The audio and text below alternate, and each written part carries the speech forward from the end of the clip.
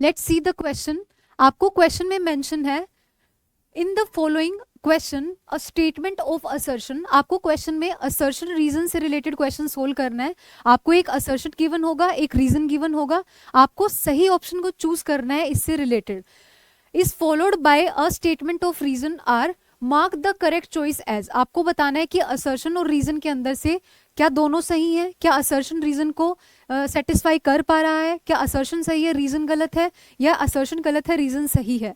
आपको असर्शन में बोला गया है inner surface of bronchioles and fallopian tube consist of ciliated epithelium. जो इनर सरफेस होता है, इनर सरफेस ऑफ ब्रोंक्यूल की और जो फेलोपियन ट्यूब होती है वो कंसिस्ट किसको करते हैं, सिलिएटेड एपिथेलियम की। तो बिल्कुल सही बात है।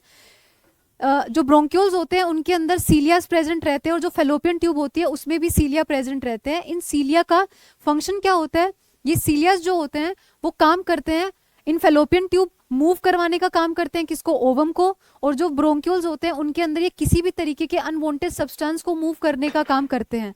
तो अब आपको ये स्टेटमेंट हमारा सही हो जाता है। रीजन में आपको क्या दिया गया है, ciliated epithelium in them helps in the move of the mucus and other particles in a specific direction over the epithelium.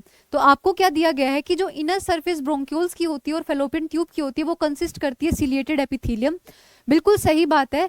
इसके अलावा वो आपको सेकंड स्टेटमेंट में ये लिख के देते हैं कि सिलिएटेड एपिथेलियम जो होती है वो हेल्प करती है मूव करने में म्यूकस और अदर पार्टिकल के in a specific directions over the epithelium.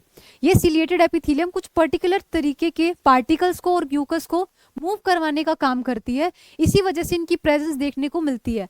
तो असर्शन और रीजन यहाँ पे दोनों सही हैं और असर्शन जो है वो रीजन जो है वो असर्शन को सेटिस्फाई भी कर रहा है। तो आपको बोला गया है assertion A is true, reason R is true, reason is a correct explanation for the assertion. तो डेफिनेटली बेसिकली उस सिलिएटेड एपिथेलियम का फंक्शन क्या होता है, फेलोपियन ट्यूब में वो पार्टिकल क्या हो सकता है, ओवम को कंसीडर कर सकते हैं हम कि वो ओवम को मूव करवाने का काम करता है। और जो ब्रोंक्यूल्स रीजन होता है वहां पे म्यूकस का प्रेजेंस देखने को मिलता है जिसको ये मूव करवाने का काम कर सकते हैं। तो इस वजह से हमारे इस क्वेश्चन के अंदर जो फर्स्ट ऑप्शन है वही आंसर सही चला जाएगा। सेकेंड में आपको क्या दिया गया है, assertion A is true, reason R is true, reason is not a correct explanation for assertion. तो ये गलत हो जाता है। Assertion is true, reason is false, ये भी गलत हो जाता है। आपको बोला गया है assertion A is false, reason R is true, तो ये भी गलत हो जाता है क्योंकि हमारा असर्शन और रीजन दोनों सही है और रीजन जो है वो असर्शन का करेक्ट एक्सप्लेनेशन भी है। तो आपको इस क्वेश्चन को करने के लिए सिर्फ बेसिक आइडिया होना चाहिए कि जो सिलिएटेड एपिथेलियम है वो कहाँ प्रेजेंट होती है। आपको पता है फेलोपियन ट्यूब में देखने को मिलती है, ब्रोंक्यूल्स में देखने को मिलती है। अब उस सिलिएटेड एपिथेलियम का फंक्शन क्या होता है, क्या होता है इन पर्टिकुलर लोकेशंस पे।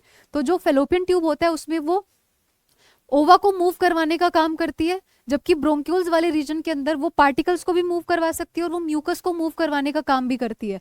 तो इस वजह से असर्शन और रीजन दोनों सही है और रीजन असर्शन का करेक्ट एक्सप्लेनेशन भी है।